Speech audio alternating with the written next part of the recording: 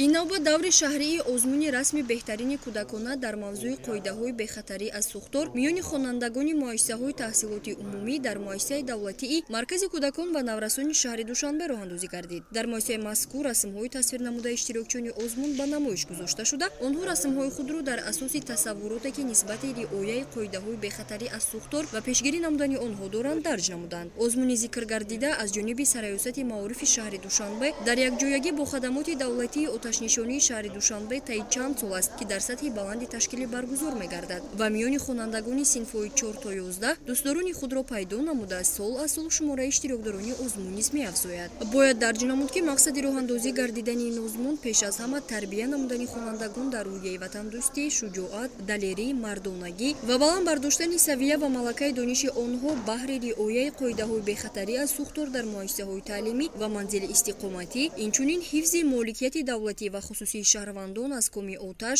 санҷиши малака ва маҳорати хонандагон оид ба пешгирӣ ва хомӯш намудани сӯхторҳо, гузаронидани корҳои ташвиқотӣ ва тарғиботӣ, омӯзиши хонандагон бо воситаҳои аввалиндараҷаи оташнишонӣ ба тарзи истифодабарии онҳо, аз худ намудани вазифаҳои дастаҳои оташнишони наврас дар ҷойҳои таҳсил ва манзили зист иборат аст. Бинобар иттилои масъулин, дар даври ноҳиявии озмун аз 4 ноҳияи пойтахт зиёда аз 2000 хонанда ба ин озмун ҷалб шуда, ба даври шаҳрӣ бошад аз ҳар як ноҳия расмҳои беҳтарини 22 нафар хонанда пешниҳод шуд ва тибқи низомнома 2 ҷойи якум, 2 ҷойи дуюм ва 2 ҷойи сеюм аз 4 ноҳия муқаррар гардида, инчунин ҷиҳати ҳарчи бештар ҷалби хонандагон ва дар ин росто ҳавасманд намудани онҳо ба ин озмун ба 27 нафар тӯҳфаҳои хотиравӣ ва сипоснома тақдим карда шуд. боиси зикр аст ки озмун дар байни хонандагон, махсусан хонандагони синфҳои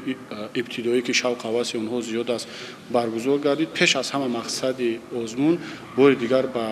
кӯдакон фаҳмонидан дар кор ки пеш аз ҳар амале ки иҷро мекунанд вобаста ба